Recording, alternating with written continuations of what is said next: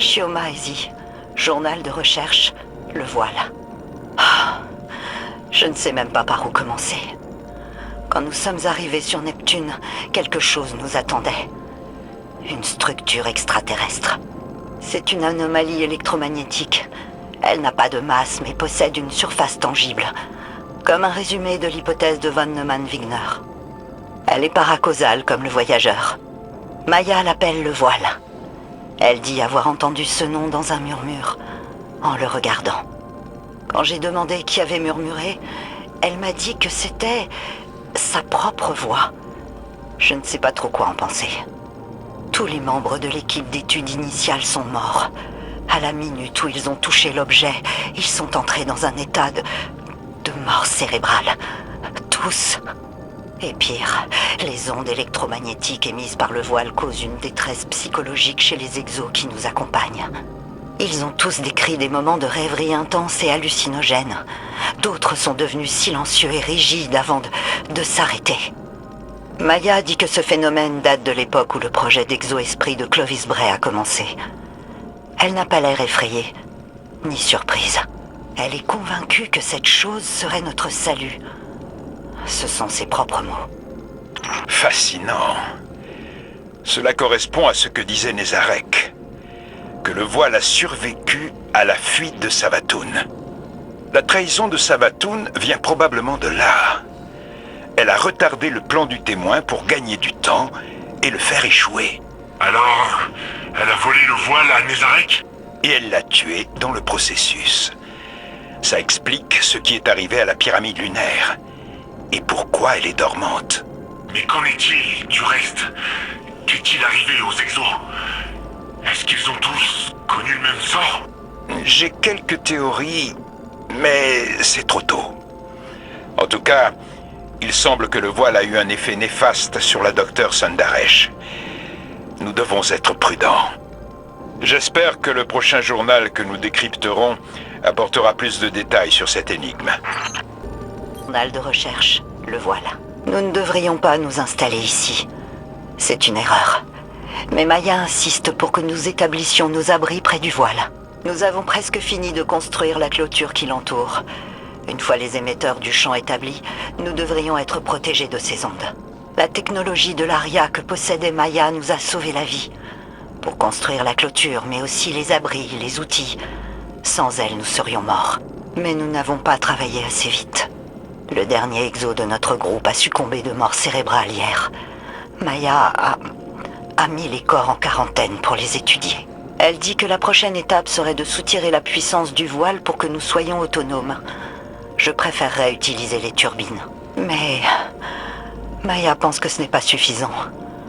Pas pour une utilisation à long terme. C'est peut-être le cas. Mais j'ai un mauvais pressentiment. Comme si nous faisions une terrible erreur. Cette histoire me met mal à l'aise. Quinn dit que plusieurs de ses enregistrements contredisent ce qu'elle possède. Mais une grande partie des références à Maya Sundaresh sont censurées dans nos archives. Ça m'inquiète, Osiris. Et si tout ce qu'on nous a toujours raconté n'était en fait que des mensonges? Ne vous prenez pas la tête avec ça. La vérité pourrait se trouver à la fois dans ces journaux et dans ce que l'on vous a raconté. Selon mon expérience, l'histoire peut être contradictoire. Quoi qu'il en soit, nous ne saurons pas tant que nous n'aurons pas tout décrypté. Shiomaezi, journal d'incident, les Vex. Intéressant. Il y a 6 semaines, des forces Vex ont attaqué notre campement. C'était pour tester nos défenses, en vue d'une incursion à plus grande échelle. Hier, à l'extérieur de la forteresse, nos éclaireurs ont découvert une architecture temporellement réalignée. Les Vex se sont rétroactivement insérés dans l'histoire de Neptune, comme ils l'ont fait sur Vénus. Mais contrairement à ce qui s'est passé sur Vénus, quelque chose les a stoppés net. Ils ont dû se battre pour progresser. Je pense que c'est le voile. Il y a quelque chose avec la nature paracausale du voile qui repousse les excursions temporelles des Vex. Mais ils n'abandonnent pas pour autant. Ils ont inséré une simulation dans le champ magnétique de Neptune. Un écran pour nous isoler. C'est une arme à double tranchant L'écran des Vex nous cache au monde extérieur et à tout ce qui s'y passe. Nous sommes donc en sécurité. À peu près, nous sommes coincés avec les Vex. Heureusement, ils sont lents à réagir et ça nous laisse le temps de trouver des contre-mesures. C'est bientôt notre anniversaire. Je devrais faire quelque chose pour Maya. Elle va oublier. Elle est toujours si occupée. Ordinateur, prépare la nourriture de synthèse. Fichier, Shioma soirée romantique 6. Oh, ajoute une bouteille de Porto. Osiris, est-ce que ça va? Oui, je vais bien. Je vois juste des ombres. Mes choix. Ça. La docteure Sundaresh et moi avons tous deux emprunté le chemin de l'obsession. Oh! En tout cas, l'histoire de Neomuna semble intimement liée au Vex. J'espère que le prochain journal que nous décrypterons nous apportera plus d'informations. Shioma Ezi, journal de recherche, les exos. Maya et moi avons établi une théorie autour de la mort de nos camarades exos, après leur exposition au voile. Selon Maya, les exo-esprits sont composés d'un mélange de radiolaire Vex et de quelque chose appelé clarté. Le radiolaire est formé de micro-organismes extraterrestres qui suivent une conscience collective. Plus exactement, c'est une communauté.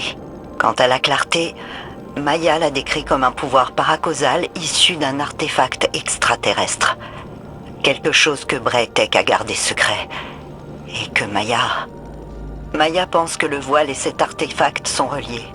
Que la force paracausale du voile a surchargé les exo-esprits. Qu'elle les a effacés. C'est comme approcher un aimant très puissant d'un vieil appareil de stockage magnétique. Ça efface tout. Maya pense pouvoir inverser ce phénomène. Elle veut l'utiliser pour inscrire des données dans un objet infusé de clarté, pour fabriquer une conscience. D'un point de vue scientifique, ce processus semble sensé, mais moralement... Maya dit qu'on a dépassé ce stade. Elle a vraiment dit ça. Elle est convaincue que notre survie dépend de notre maîtrise du voile. C'est comme si c'était elle qui s'effaçait. J'ai l'impression d'être en train de la perdre. À chaque fois que j'essaie de lui en parler, je la sens s'éloigner un peu plus. Je sais pas si j'ai la force de subir une autre perte. Que pouvons-nous encore perdre avant qu'il ne nous reste plus rien? Nabus, que savez-vous de la création des foules nuages? La technologie utilisée? Vous ne pensez pas? Je ne veux rien affirmer, mais j'ai peur que les origines de votre ville colorée soient plus sombres que nous le pensions. Shioma Ezi, journal de recherche, l'ARIA. L'ARIA est un système de fabrication nanotechnologique conçu pour que les vaisseaux de l'Exode puissent construire rapidement les ressources de base nécessaires. Maya appelle cela l'obsession de Willa Bray, sans voir le problème. Mais nous voyons toutes deux le potentiel pour l'avenir. Chaque nanomachine conçue par l'ARIA est une machine indépendante et intelligente qui utilise un réseau quantique décentralisé pour coordonner les mouvements. C'est comme une version mécanique du radiolaire. Le concept en est probablement inspiré, pour être honnête. Mais nous pouvons aller plus loin. Nous cherchons un moyen d'y incorporer des composants de Vex hors d'usage et des exo-esprits effacés. Si nous parvenons à isoler les nanomachines de la radiation qui a tué les exos, alors peut-être que leurs morts n'auront pas été vaines. Attendez, ça voudrait dire que je suis en partie Vex? Il est trop tôt pour tirer des conclusions, Nimbus. Mais il semblerait qu'il existe un lien entre les Vex et les foules nuages. Ça pourrait expliquer pourquoi vous et les autres pouvez entrer dans le réseau Vex sans l'aide des symbiotes. Est-ce que je peux voyager dans le temps?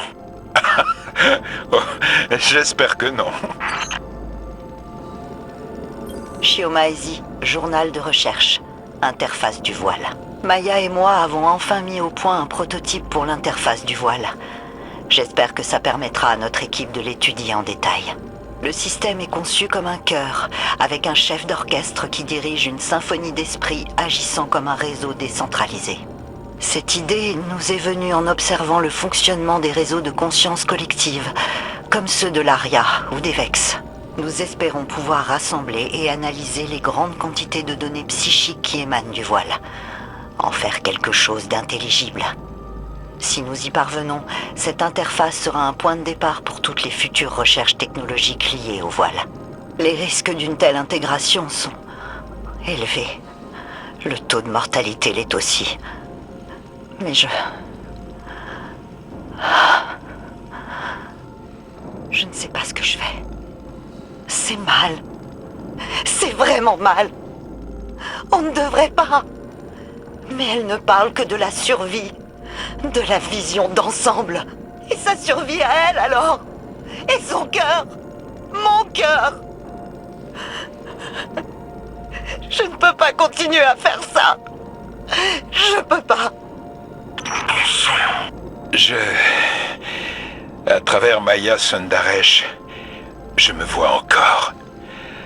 L'homme que j'aurais pu devenir si j'avais laissé l'obsession me contrôler. J'ai peur de ce que le prochain enregistrement nous révélera. Moi aussi.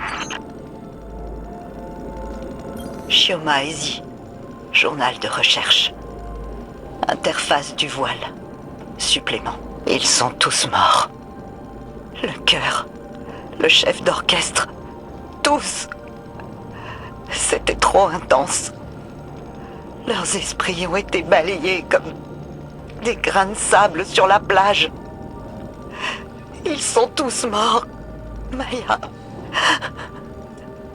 Maya a dit qu'ils étaient d'importants points de données. Des sources et des rivières. Quelque chose comme ça. Qu'est-ce que j'ai fait? Mort?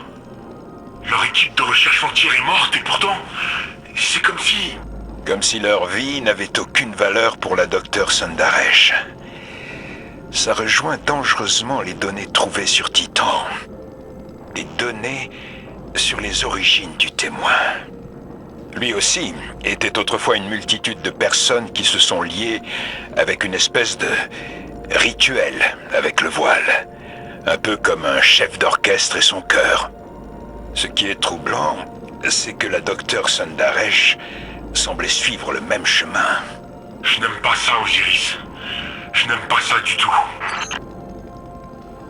Shioma Ezi, journal de recherche. Lakshmi 2. Quoi? Maya. Je sais même pas quoi dire. Je n'ai pas voulu faire plus d'expérience. Je lui ai dit de prendre une pause, mais elle a refusé. Et dès que je suis partie, elle a sorti les exomorphes de leur espace de stockage. Et elle les a accrochés à l'interface du voile. Elle en a utilisé des dizaines. Et a inversé tout le fonctionnement de la machine. Elle a utilisé plusieurs exos pour déverser des données dans l'élément conducteur, en y projetant une empreinte mentale. La sienne. Je ne connaissais pas cette Lakshmi 2, mais Maya, oui. Et maintenant, elle a créé cette chose. Elle a sa voix et une partie de ses souvenirs. La façon dont elle me regarde. Comme si elle savait quelque chose que j'ignorais. Osiris, vous reconnaissez ce nom? Lakshmi? Oui et non. Lakshmi 2 était une exo à la tête d'une faction appelée Culte de la Guerre Future. Elle est morte il y a plus d'1 an. Mais elle n'a jamais mentionné tout ça. Ou même Neomuna. Ou Maya. Est-ce qu'elle savait? S'en souvenait-elle? Je le découvre en même temps que vous. Cela remet en question tout ce qu'elle a fait à la dernière cité. Je veux dire, si elle était une copie de la docteur Sundaresh, alors est-elle vraiment morte? Je ne sais pas. Pour l'instant, je dois faire un rapport plutôt déplaisant à Ikora. Shioma Ezi, journal de recherche. Le voile. Elle a réussi. Maya a connecté de vraies personnes au voile. Nos scientifiques.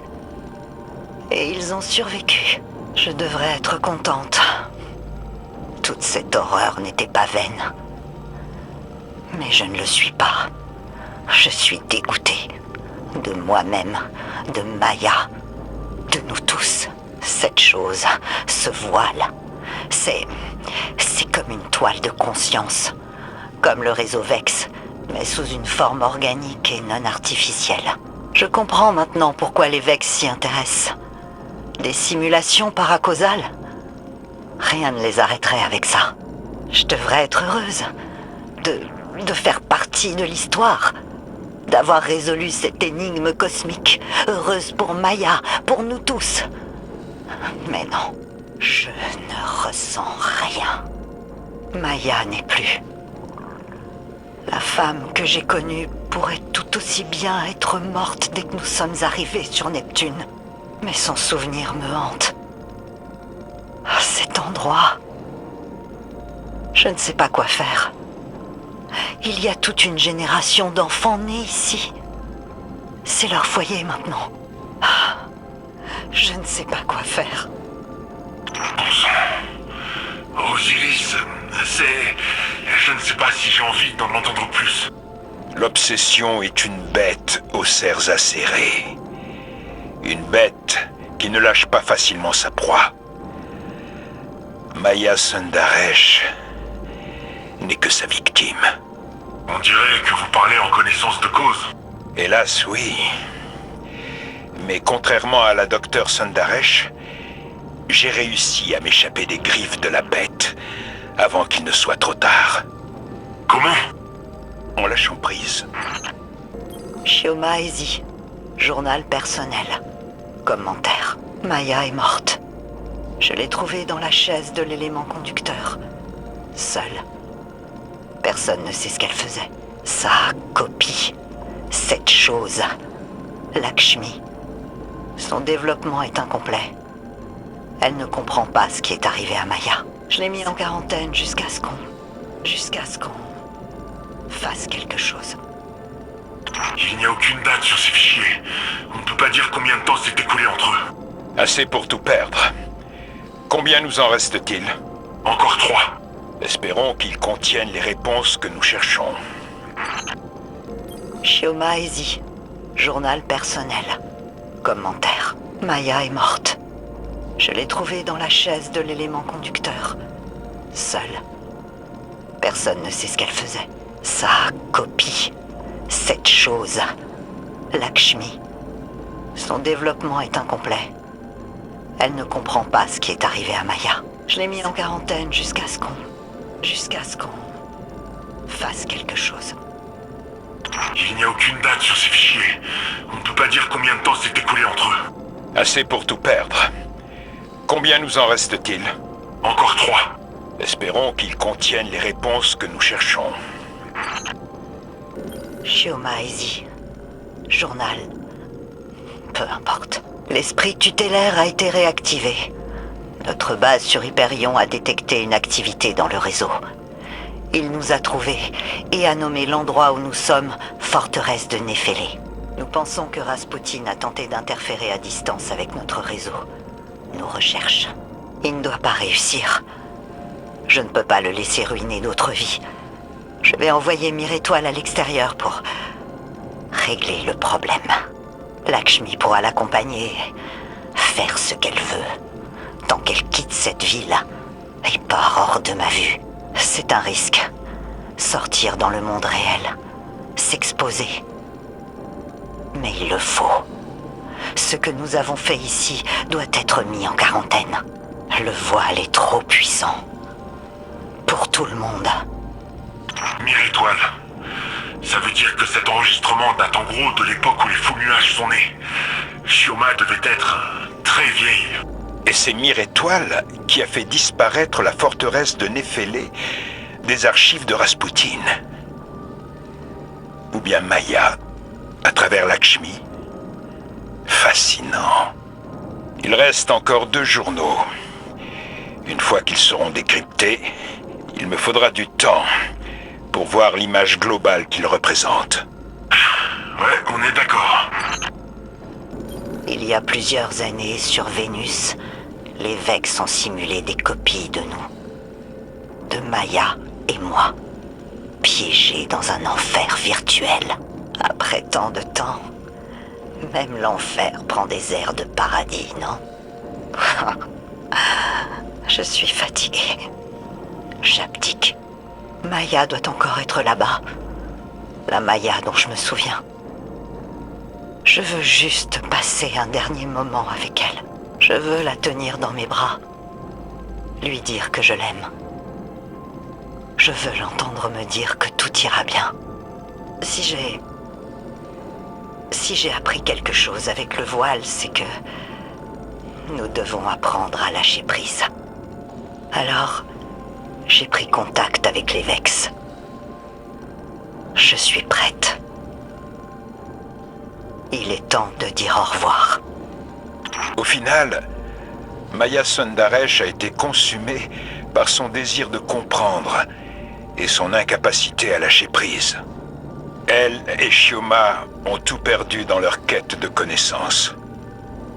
Shioma a tout abandonné et fait table rase du passé pour les générations futures. Qu'est-ce que ça nous apprend, tout ça?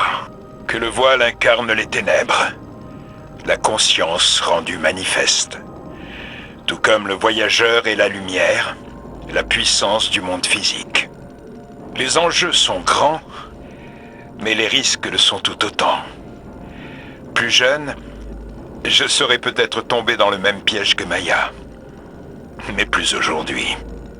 Nous devons agir avec prudence, ou la rivière nous emportera.